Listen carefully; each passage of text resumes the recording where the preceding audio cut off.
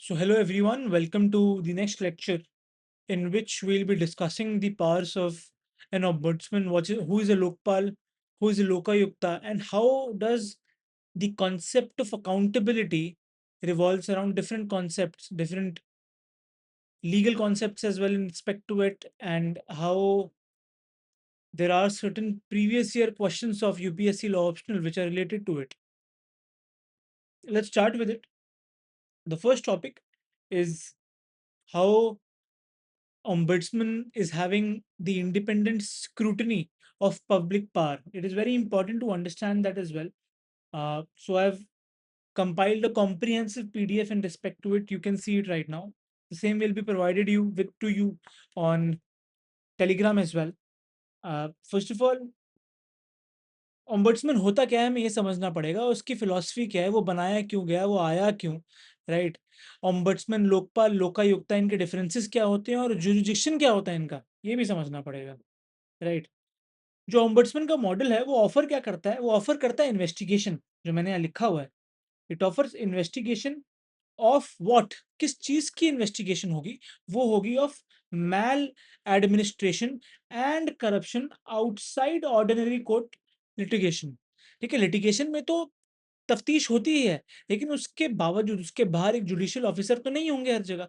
तो उसके अलावा हम, जो गवर्नमेंट होती है वो इंट्रोड्यूस करती है ओम्बड्समैन को, राइट? जैसे आरबीआई का ओम्बड्समैन भी रिसेंटली काफी न्यूज में था, right? In India, Lokpal works at the union level while Lokayuktas are shaped by the state laws.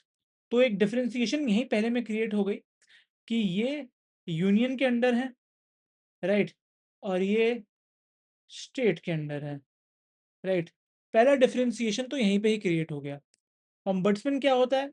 They are what, they are independent, they are informal corrective, they are an informal corrective institution focused on grievance and public accountability. Public के पास accountability भी तो होनी चाहिए कि सरकार में लोग कर क्या रहे हैं, हो क्या रहा है, राइट? लोकपाल का प्रोस्पेक्ट 2013 का जो लोकपाल और लोकायुक्त एक्ट है उसके अंतर्गत आता है, राइट? इनका जुरिडिक्शन कहाँ दिया हुआ है? They are specified under public functionaries and public servant with constitutional safeguard and exclusions at the same time as well, right? Important to understand that too. Outcome क्या है इसका? आउटकम क्या है? इंक्वायरी हो सकती है, इन्वेस्टिगेशन हो सकती है, प्रोसिक्यूशन प्रोसेस क्रिएट हो सकती है इस रिस्पेक्ट में, और eventually recommendations and institutional accountability भी क्रिएट हो सकती है। उस बात को हमें समझना पड़ेगा, राइट? इसका पर्पस और डिजाइन क्या क्या है, अब हम ये समझते हैं कि ये है क्या, मतलब प्रोस्पेक्ट ही क्या है इसका। This institution is not a conventional civil court. ये कन्वेंशनल तरीके का सिविल कोर्ट नहीं है दोस्तों, हमें ये समझना पड़ेगा। सिविल कोर्ट अगर होता तो ऑलरेडी जो इतने सारे कोर्ट बनाए गए हैं सरकार के द्वारा, उस द्वारा उसके अंतर्गत ये चीजें आ जाती, लेकिन ये उसके अलग, जल्दी अगर रिड्रेसल चाहिए किसी इंसान को तो वो इनके थ्रू ले सकता है, right?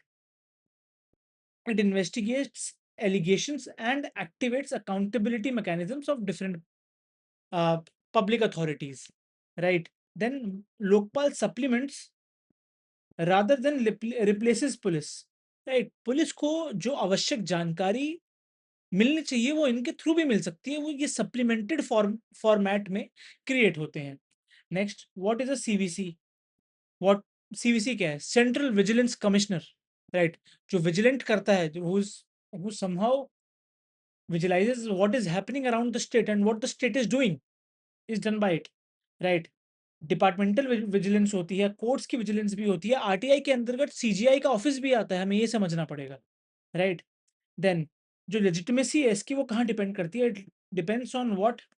Independence, staffing and transparent process, which is very important to understand, right? अगर हम आंसर लिख रहे हैं तो उसकी ओपनिंग लाइन क्या हो सकती है?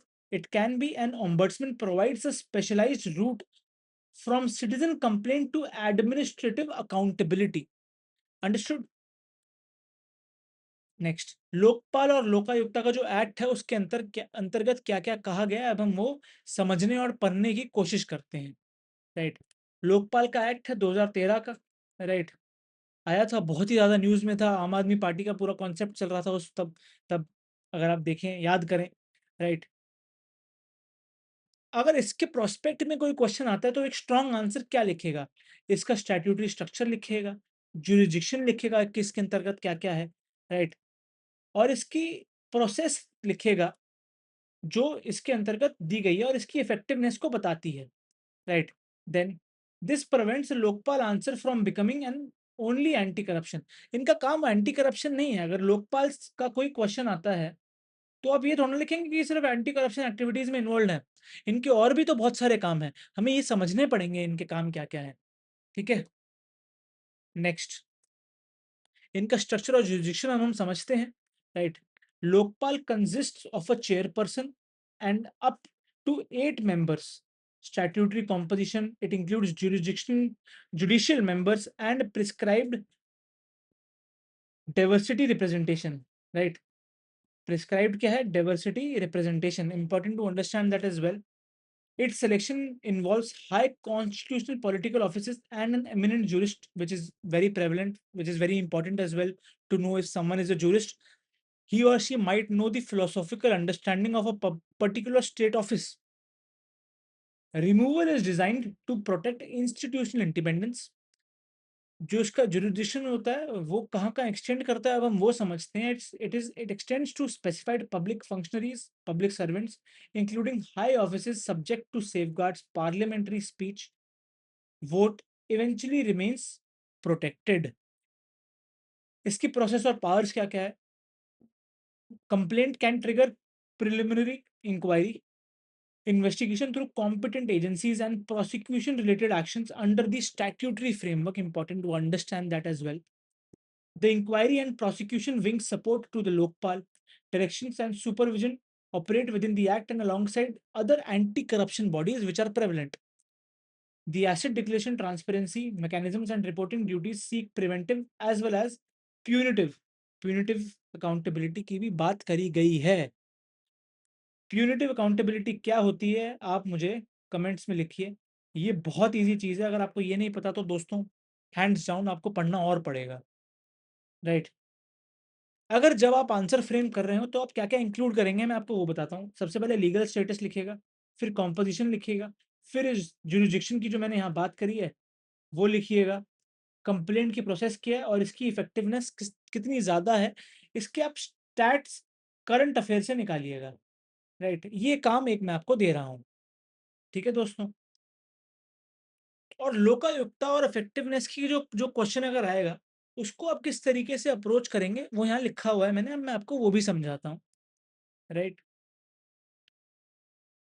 सबसे पहले Lokayukta operate under what state, right?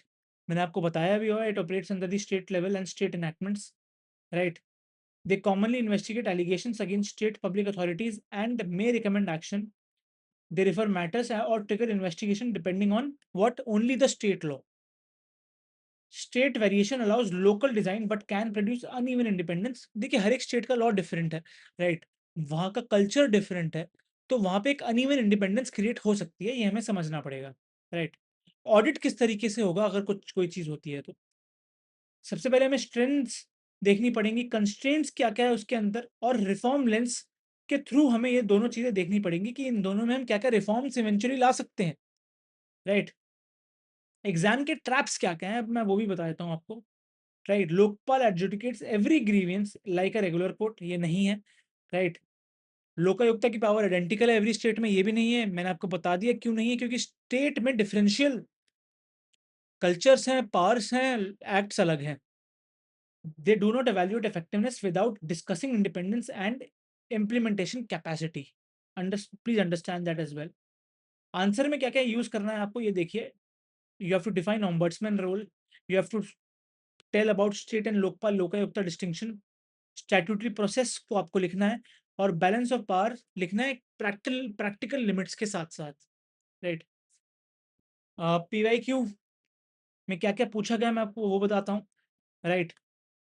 Question 2009 में क्या आया? Indian ombudsman and the unfulfilled dream critic, right? ombudsman तो क्रिएट हो गया, लेकिन क्या जो ombudsman बनाया गया है वो जिस काम के लिए बनाया गया है वो फुलफिल्ड है या नहीं है, उसके बेसिस पे एक क्वेश्चन आया था।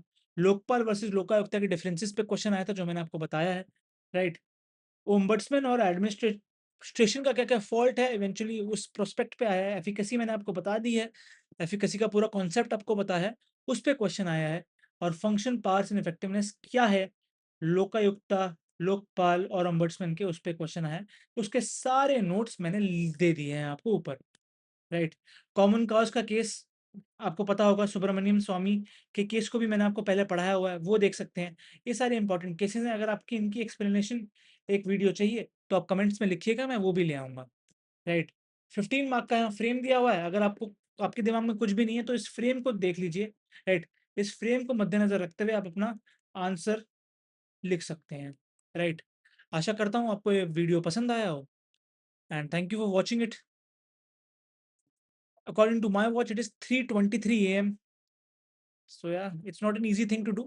I hope you like it. Please like, share, and subscribe. Thank you. Bye.